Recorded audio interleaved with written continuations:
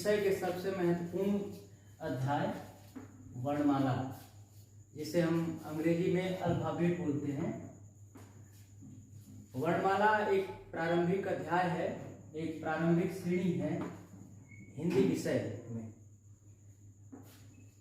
अगर बात करें कि वर्णमाला से क्या तात्पर्य है, तो वर्णमाला की एक सामान्य सी परिभाषा है, वर्णों के अथवा अक्षरों के, वर्णों को ही अक्षर बोलते हैं, वर्णों या अक्षरों के व्यवस्थित समूह को, एक क्रमबद्ध समूह को वर्णमाला कहते हैं।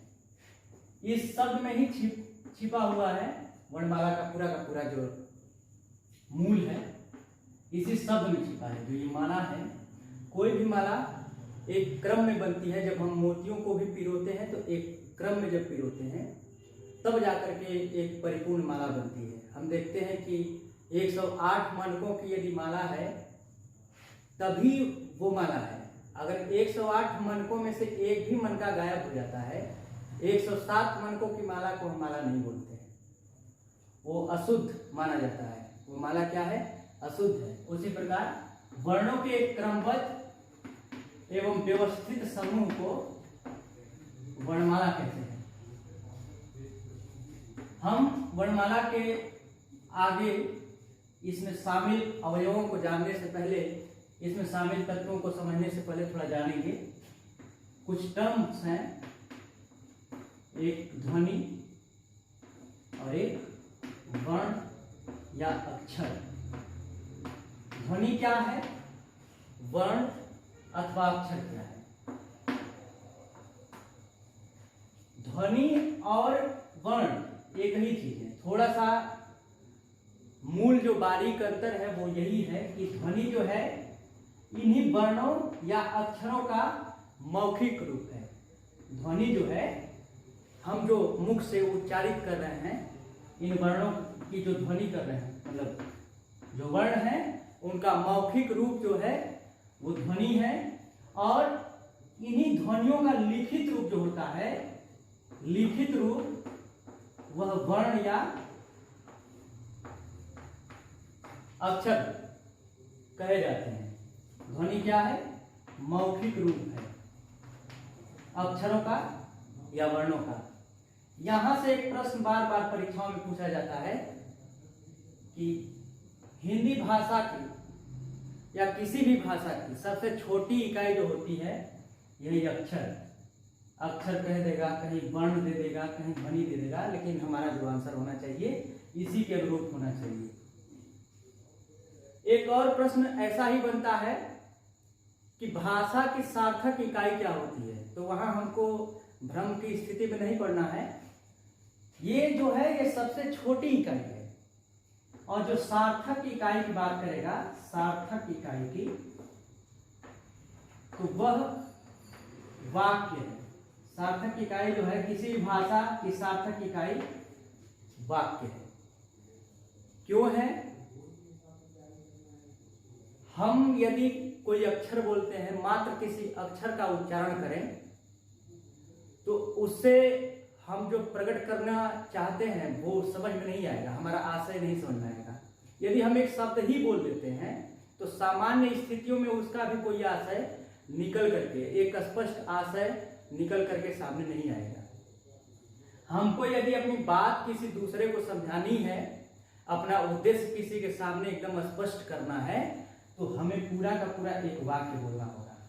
यदि हम बोले कि र, सामने वाला सुनेगा लेकिन कोई उसके लिए इसका कोई मतलब नहीं है।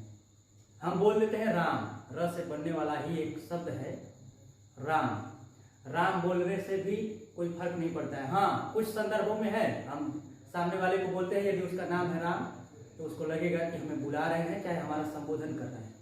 लेकिन यदि हमको कोई बात रखनी है उनसे रिलेटेड, चाहे अपने संदर्भ में कोई बात रखनी है, तो हमको एक पूरा का पूरा वाक्य बोलना ही होगा। और वाक्य कैसे बनता है? वाक्य बनता है शब्दों के एक व्यवस्थित क्रम में संगठित होने से। और जब शब्द स्वतंत्र रूप में होते हैं, अलग अलग होते हैं, पर्टिकुलर एकदम, तो वो शब्द कहे जाते हैं। लेकिन यही शब्द जब किसी वाक्य में संलग्न हो जाते हैं, किसी वाक्य में शामिल हो जाते हैं, तो वह पद कहे जाते हैं। शब्द और पद एक ही चीज है। शब्द क्या है? स्वतंत्र रूप से जो शब्द इधर उधर यत्र तत्र बिखरे हुए हैं, लेकिन वही शब्द जब किसी पद में सम्मिलित हो जाते हैं तब जाकर के वही शब्द आपके पद की संज्ञा से विभूषित होते हैं। देखिए, हम बात कर रहे थे वाक्य की। यदि हम बोलें कि राम तुम बहुत ही ईमानदार लड़के हो, हम ये बात राम से ही बोल रहे हैं, तब राम को समझ में आएगा कि नहीं, हम उसकी प्रशंसा कर रहे हैं, उसके एक गुण जो कि वो ईमानदार है उसके बारे में बात कर रहे हैं। और भाषा जो होता है, भाषा के सार्थक इकाई वाक्य को कहने का तात्पर्य यह है, भाषा जो होती है एक दूसरे को जोड़ने का कार्य करती है। हम अपना उद्देश्य समझाते हैं। हम कोई दूसरी भाषा क्यों सीखते हैं? क्योंकि हम अपना उद्देश्य, अपनी बात रख सकें उस भाषा को बोलने वाले से, उस भाषा को बोलने वाले के समक्ष अपनी बात रख सके। इसकी वजह से भाषा का ज्ञान होना जरूरी है। और भाषा के सार्थक इकाई यानी भाषा हमारी कब सार्थक होगी? जब हम वाक्य बोलेंगे, कोई वाक्य बोलेंगे। ठीक है, तो आते हैं वर्णमाला पे। वर्णमाला जो है, हिंदी वर्णमाला जो है, मूलतः हिंदी वर्णमाला की बात हो रही है यहाँ पे। वर्णमाला से कई प्रश्न पूछे जाते हैं परीक्षाओं में। वर्णमाला में कुछ कुल वर्ण कितने हैं? तो एक स्वाभाविक सा जवाब जो है वो 52, कुल 52 वर्ण हैं हिंदी वर्णमाला में। और भी बहुत सारे वर्ण हैं। वर्णों की संख्या का कम हो जाना चाहे अधिक हो जाना इस पर निर्भर करता है, क्योंकि हमारी भाषा में कुछ वर्ण जो है मूल हैं, वो अपनी ही हिंदी भाषा के वर्ण हैं। कुछ जो है आगत वर्ण हैं, वो या तो संस्कृत से ले लिए गए हैं। आगत कहने का तात्पर्य यह है कि किसी दूसरी भाषा से लिए गए हैं, उन्हें आगत कह सकते हैं। या फिर कभी कभी हम विदेशी वर्ण भी बोलते हैं।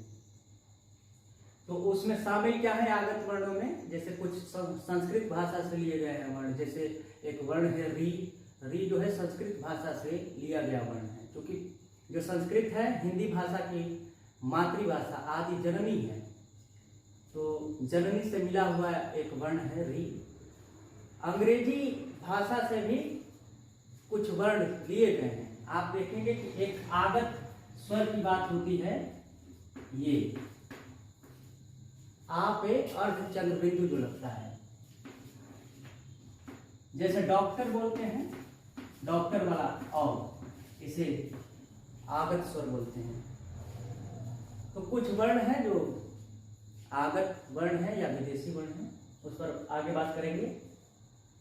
हम अभी बात करते हैं हिंदी वर्णमाला को कुल कितने भागों में बांटा गया है। अब तक हम पढ़ते आए हैं कि 2 भागों में बांटा गया है, स्वर और व्यंजन। लेकिन अगर वस्तुतः बात की जाए कि कितना भेद है हिंदी वर्णमाला का, तो हिंदी वर्णमाला के कुल 3 भेद हैं: स्वर, व्यंजन, अयोगवाद। स्वर को समझने की कोशिश करेंगे कि स्वर क्या है। स्वर जो है ऐसे वर्णों का समुच्चय है जिनका उच्चारण स्वतंत्र रूप से होता है। ऐसे वर्ण जिनका उच्चारण स्वतंत्र रूप से होता है, उनके उच्चारण में किसी दूसरे वर्ण की सहायता की अपेक्षा नहीं होती है, उन्हें स्वर बोलते हैं। अब यहाँ से जो प्रश्न बन सकते हैं वो कुछ इस प्रकार से हैं कि हिंदी वर्णमाला में कुल कितने स्वर हैं। तो जब यह प्रश्न बनता है तो हिंदी वर्णमाला में कुल 11 स्वर हैं, कुल 11 स्वर हैं। एक और प्रश्न बनता है कि हिंदी वर्णमाला में मूल रूप से मूल स्वर कितने हैं। जब मूल कह दे तो वहां तात्पर्य उसका यह है प्रश्न का कि वो पूछ रहा है कि एकदम हिंदी के अपने स्वर वर्ण कौन कौन से हैं। तो उनकी संख्या कुल 10 है। मूल स्वरों की संख्या जो है वो 10 है। एक प्रश्न और जो बन सकता है वो इस प्रकार से कि लेखन के आधार पर हिंदी वर्णमाला में कुल स्वर कितने हैं। तो आज तक हम कितने स्वर लिखते आए हैं? 13। लिखने के आधार पर जो स्वर वर्णों की संख्या है वो 13 है। आप जानते हैं अ, आ, ये स्वर हैं, ठीक। आगे बात करते हैं। एक सामान्य सा परिचय है।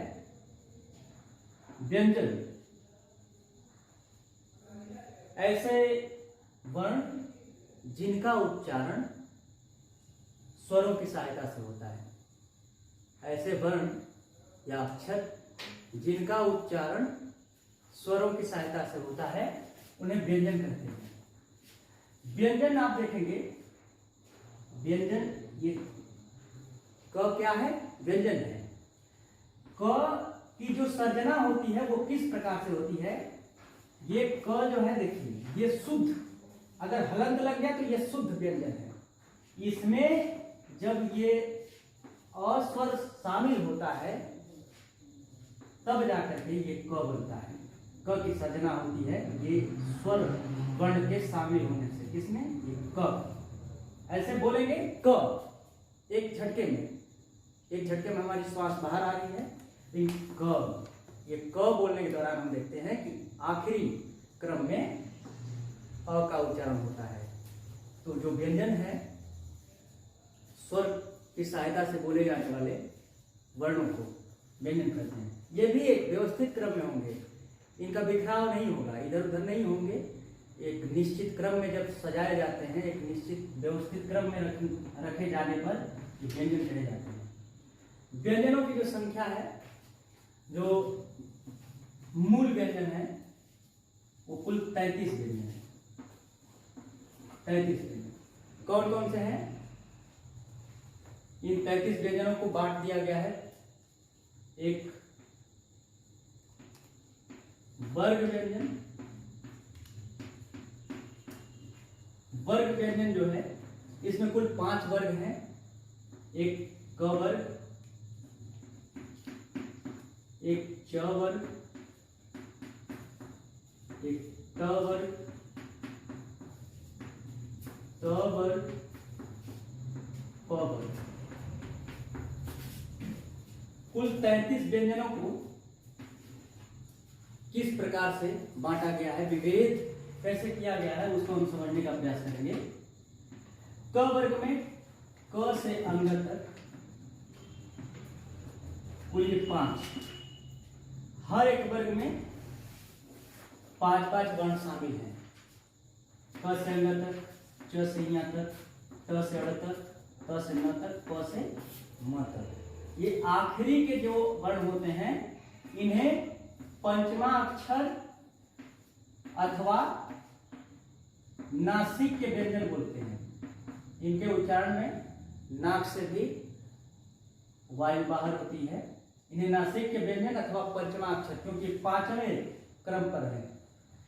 तो ये कुल हर एक वर्ग में 5-5 वर्ण हैं, 5-5 व्यंजन हैं। तो इनकी कुल संख्या 5 × 5 = 25। इसके बाद के जो 4 वर्ण होते हैं, 4 व्यंजन जो होते हैं, उन्हें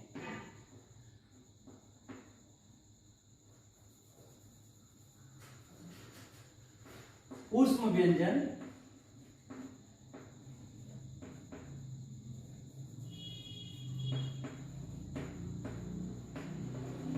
अथवा संघर्षी व्यंजन।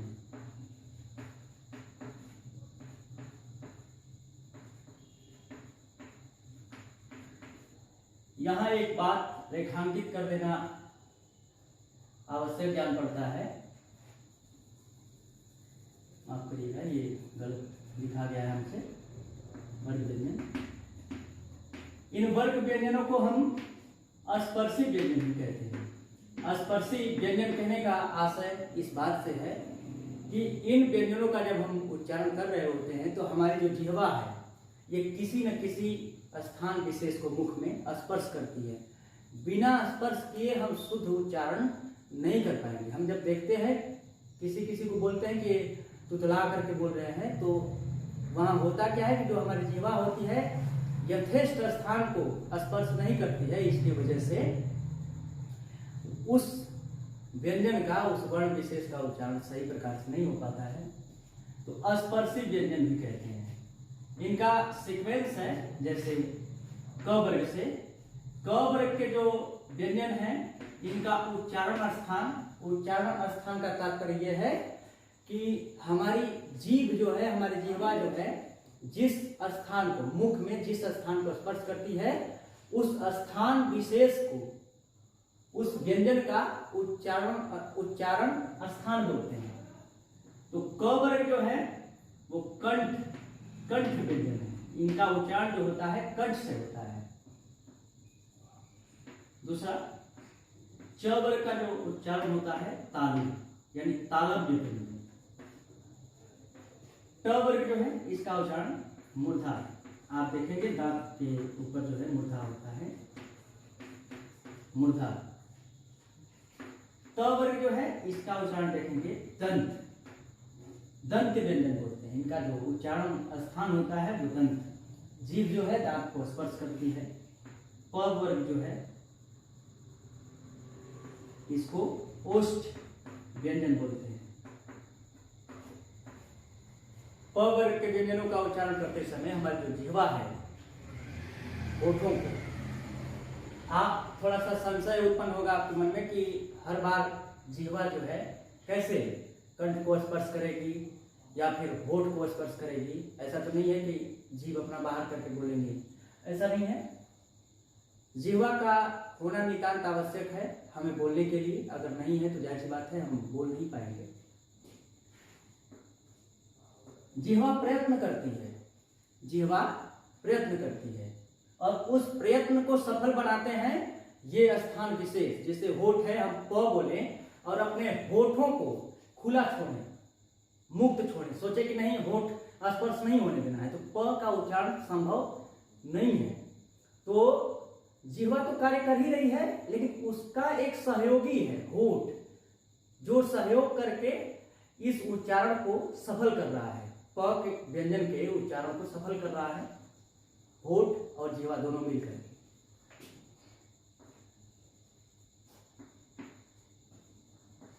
ऊष्म व्यंजन अथवा संघर्षी व्यंजन, इसके अंतर्गत कुल 4 व्यंजन शामिल है। सीधा सीधा एक प्रश्न पूछता है कि ऊष्म व्यंजन या ऊष्मीय व्यंजन, संघर्षी व्यंजन कुल कितने हैं? तो 4 हैं।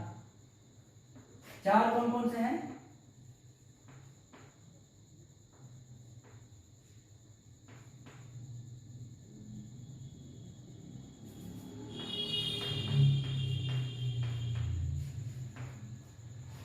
ये जो 4 हैं ये संघर्षी व्यंजन है या ऊष्म व्यंजन बोलते हैं इनको। आशय क्या है ऊष्मीय व्यंजन से? जब हम इन व्यंजनों का उच्चारण करते हैं तो हमारे मुख से जो जिह्वा होती है उसका संघर्ष होता है वायु से, और जब जिह्वा का संघर्ष वायु से होता है तो ऊष्मा जनरेट होती है, ऊष्मा उत्पन्न होती है। इस वजह से इन 4 वर्णों को हम ऊष्म व्यंजन या संघर्षी व्यंजन, क्योंकि हमारी जो जिह्वा है वो संघर्ष करती है वायु के साथ, और इस संघर्ष के दौरान ऊष्मा उत्पन्न होती है। हम अपने हाथों को यदि रगड़ते हैं अर्थात संघर्ष कराते हैं, घर्षण कराते हैं, तब ऊष्मा जनरेट होती है, ऊष्मा निकलती है। इसके जस्ट बाद आता है एक अंतस्थ व्यंजन, समझने का प्रयास करेंगे।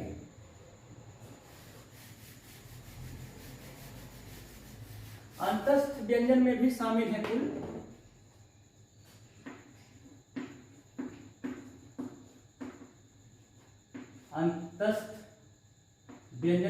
है कुल 4 व्यंजन। य, र, ल, व।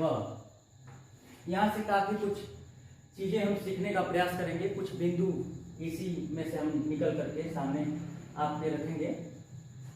य, र, ल, व, ये 4 अंतस्थ व्यंजन है। एक सपाट सा सामान्य सा प्रश्न पूछ लेता है परीक्षा में कि अंतस्थ व्यंजनों की कुल संख्या कितनी है, तो 4 अंतस्थ व्यंजन है।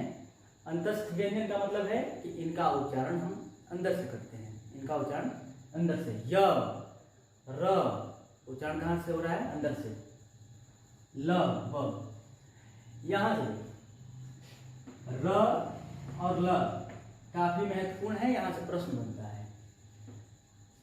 लुंठित वर्ण कौन सा है। प्रश्न पूछता है कि लुंठित वर्ण कौन सा है, या र को ही पूछ देगा कि र हिंदी वर्णमाला में क्या है, क्या विशेषता है इसकी।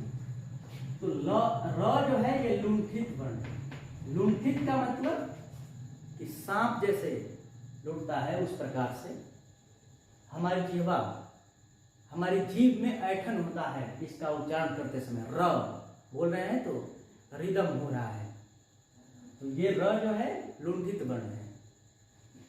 ल जो है इसको पार्श्विक व्यंजन बोलते हैं। ल का जो उच्चारण होता है वो ल जीभ के पिछले हिस्से से होता है, इस वजह से इसको पार्श्विक व्यंजन। आप सुने होंगे पार्श्व संगीतकार। पार्श्व का मतलब जो पीछे से गीत गाते हैं, चेहरा सामने है आगे किसी दूसरे का, होठ हिला रहा है, अभिनय कर रहा है, जबकि मुख्य कार्य जो है वो पीछे का व्यक्ति कर रहा है, उसे पार्श्व कलाकार या पार्श्व संगीतकार बोलते हैं। उसी प्रकार ल का रोल है वो पार्श्विक व्यंजन है। इन दोनों से एक प्रश्न बनता है, अर्धस्वर किन्हें कहते हैं, अर्धस्वरों की संख्या कितनी है। तो य और व जो है अर्धस्वर का कार्य करते हैं, आधे स्वर का, मतलब आधा व्यंजन तो है ही, स्वर का भी कार्य करते हैं, इसकी वजह से इन्हें अर्धस्वर कहा गया है।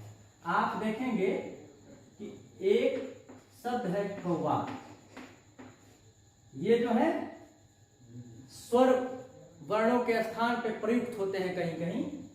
तो आ जो है स्वर है, लेकिन इसके स्थान पे आप कहीं कहीं ऐसे देखते होंगे कौवा।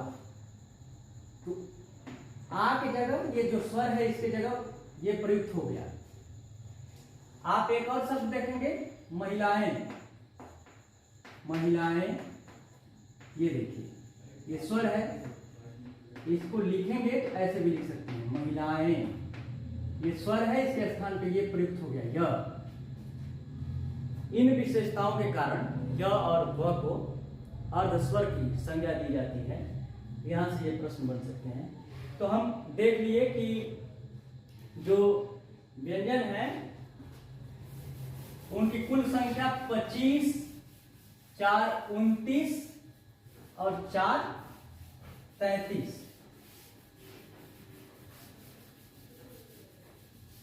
33 कुल मूल व्यंजन है। बाकी बहुत सारे व्यंजन हैं जो कि शामिल कर लिए गए हैं। जैसे इन दो के बारे में बात कर देना प्रासंगिक जान पड़ता है।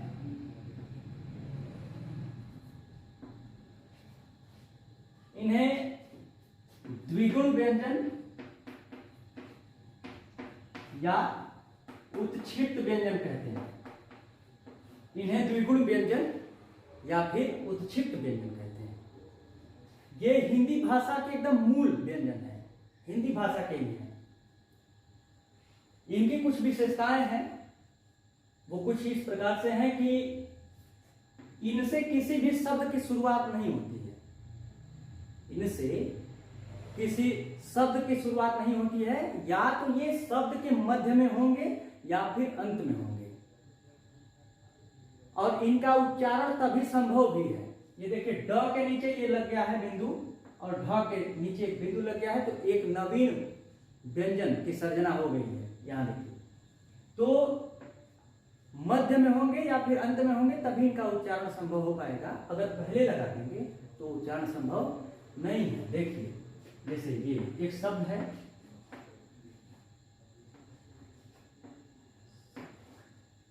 मध्य में लगा है, तब जाकर के इसका उच्चारण संभव है। सड़क, सड़क नहीं बोलेंगे, सड़क। ड अगर प्रारंभ में लगे तो इस प्रकार से इसका उच्चारण होगा, ये शब्द बना डलिया। लेकिन यही ड बीच में आ गया यहाँ पे और ये बिंदु लगा है, तब जाकर के इसका उच्चारण संभव है, सड़क। इसी प्रकार से एक और शब्द है नीड़। एक रचना है हरिवंश राय बच्चन की, नीड़ का निर्माण फिर। तो ये शब्द है नीड़, एकदम मध्य में बिंदु लगेगा, यहां लग जाएगा तो अंगा हो जाएगा, तो नीड़। इसी प्रकार से मेढक,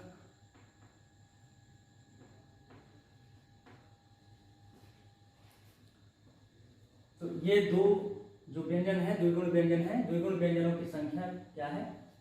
2 है। बात करते हैं व्यंजन में ही एक आगे का जो क्रम है, संयुक्त व्यंजन। यहां देखेंगे संयुक्त व्यंजन। हिंदी वर्णमाला में 4 व्यंजन ऐसे हैं जो मिश्र या मिश्रित या फिर संयुक्त व्यंजन कहे जाते हैं। वो कौन कौन से हैं?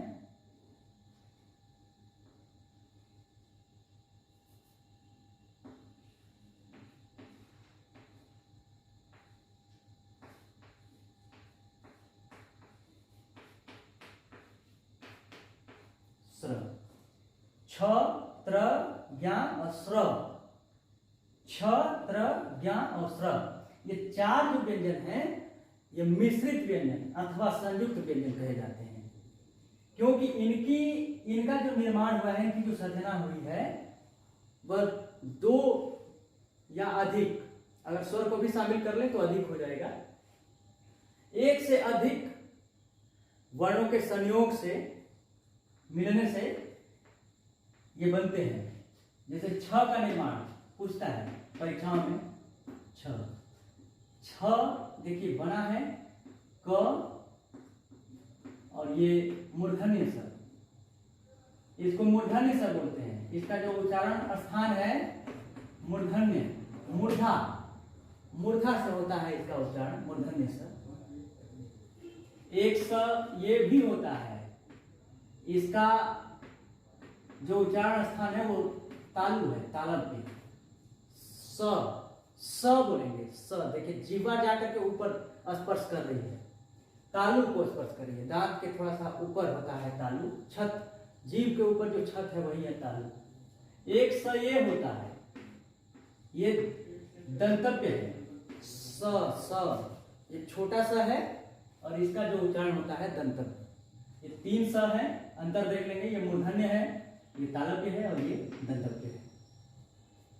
तो इसका निर्माण, इसकी सर्जना इन 2 वर्णों से होती है। फिर आते हैं त्र पे। त्र का जो निर्माण है त और र के मिलने से होती है। ये थोड़ा सा समझने योग्य है। ज ये हलंत लगाएंगे, इसको हलंत बोलते हैं। ज और इया होता है। हम लोग कभी कभी करते हैं कि ज तो करेंगे लेकिन ऐसे कर देंगे, लेकिन गलत हो जाएगा। ये इया है, ज्ञ इया, ज प्लस इया, ये काफी महत्वपूर्ण है। स्र, इसकी जो सर्जना है आधा स, देखिए आधा स हो गया। देखिए इसी में है, देखिए ये जो घूम रहा है इसे, वही चीज यहां भी घूम रहा है ऐसे। ये स और र, आप देखेंगे मिश्र शब्द जो है, मेरा जो शीर्ष टाइटल है मिश्र, इसमें देखिए ये स्र लगा, ये संयुक्त व्यंजन है, मिश्रित व्यंजन है, श्रृंखला ये सारा। तो व्यंजन कुछ इस प्रकार से हैं।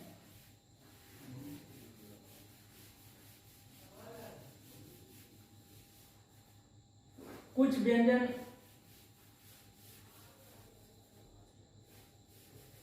हम देखेंगे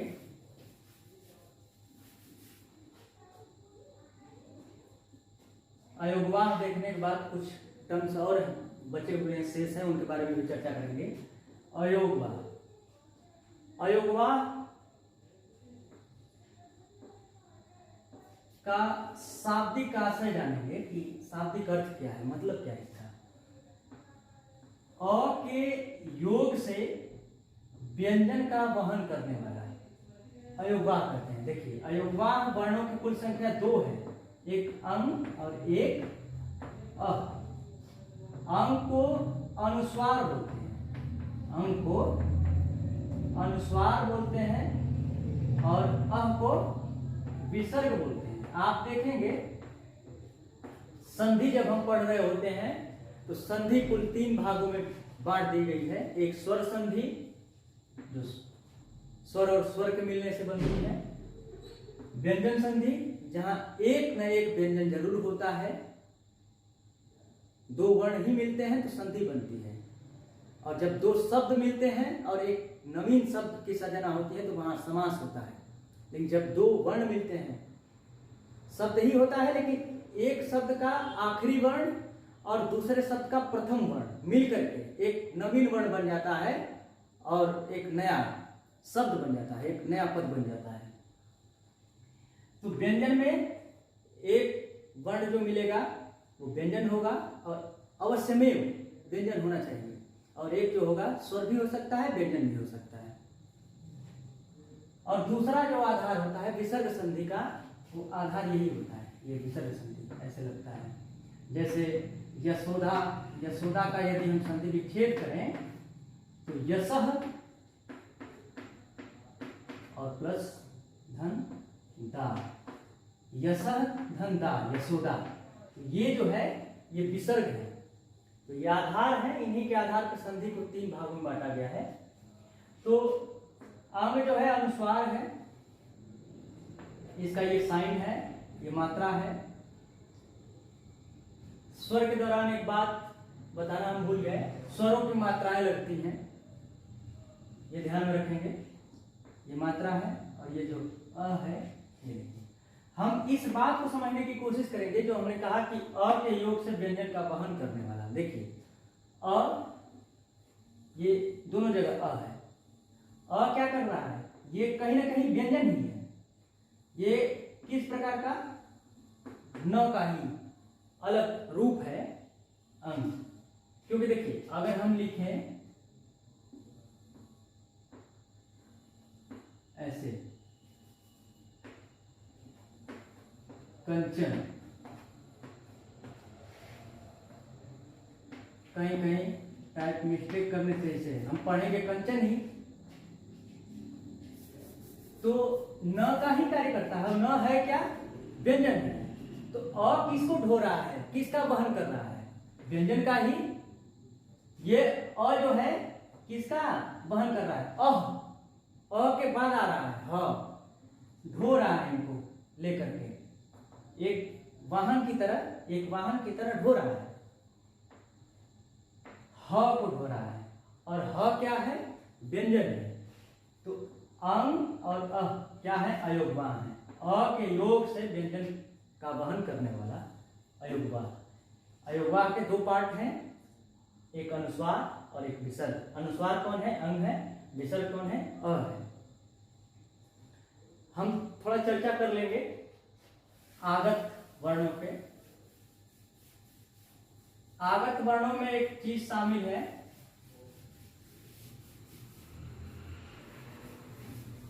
नुक्ता बिंदु। नुक्ता बिंदु का प्रचलन हिंदी साहित्य में किया राजा लक्ष्मण सिंह ने, जो अरबी फारसी के वर्ण हैं। तो हम जब देखते हैं, बात कर रहे हैं हम आगत वर्ण की। आगत वर्ण में जो स्वर है केवल एक है, ये वाला। यहां हम लोग स्वर में क्या कर रहे थे, जब मूल स्वर की बात कर रहे थे तो 11 से तुरंत 10 हो जा रहे थे। क्यों, क्योंकि उसमें री को शामिल नहीं कर रहे थे। री संस्कृत भाषा से लिया गया स्वर है, क्योंकि इसकी भी मात्रा चढ़ती है, इसकी वजह से स्वर में शामिल कर लिया गया है। तो जब बात कर रहे थे मूल स्वर की, तो उसमें इसको शामिल ना करके बस उसकी संख्या 10 हो जा रही थी। यहां हम देखेंगे आ, ये डॉक्टर वाला, ये आगत स्वर है, इसकी संख्या केवल 1 है। पूछेगा कि आगत स्वर कौन सा है, तो यही है, अर्धचंद्र बिंदु लगा हुआ है। इसका उच्चारण कुछ ओ के जैसा ही होता है। व्यंजन कौन कौन से हैं, व्यंजन तो प्रारंभ में बहुत सारे थे, राजा लक्ष्मण सिंह ने काफी कुछ किया, लेकिन अब जो प्रचलित है, अभी जो यूज में है, ये जो लगाए जाते हैं ऐसे करके नुक्ता बिंदु अथवा तल बिंदु, इनकी संख्या आपसे कभी नहीं पूछेगा, बस पूछ देगा इनका उपयोग कहाँ होता है, ये क्या है। तो नुक्ता बिंदु अथवा तल बिंदु बोलते हैं इनका प्रयोग। देखिए, किसी व्यंजन को थोड़ा सा भारी करके बोलना, आवाज में थोड़ा भारीपन हो जाता है। जैसे क, ऐसे क बोल रहे हैं लेकिन क थोड़ा सा भारीपन हो जाता है। जैसे एक शब्द है, सबसे प्रमुख जो आगत व्यंजन है ज है और फ, इन्हीं दोनों का प्रयोग इस समय प्रासंगिक है, अभी इनका ही प्रयोग ज्यादा होता है।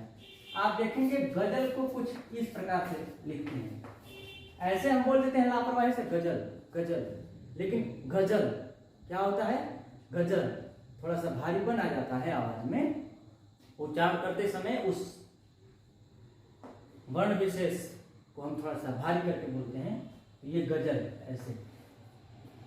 तो ये आपका रहा आज हिंदी वर्णमाला के कुछ महत्वपूर्ण बिंदुओं पे हम लोगों ने चर्चा की। आगे एक और पार्ट आएगा जिसमें कुछ इसी से संबंधित बिंदु हैं जिन पर हम चर्चा करेंगे, और प्रयास करेंगे कि 2 वीडियोज में हिंदी वर्णमाला को एकदम कंप्लीट कर लें। अगर आपको ये वीडियो अच्छा लगता है, आपके लिए सार्थकता है इसकी, और आप अगर आगे वाला वीडियो चाहते हैं तो कमेंट बॉक्स में जरूर कमेंट करें, और क्या कमी रह गई, क्या मैं सुधार कर सकता हूं अपने आप में, क्योंकि प्रारंभ ही है मेरा, तो आप जरूर अपना सजेशन देंगे, एक सुझाव देंगे, ताकि हम आगे उसको समाहित करके अपने आप में निखार लाएं और आपके लिए कुछ न कुछ आगे वीडियोज लाएं। धन्यवाद।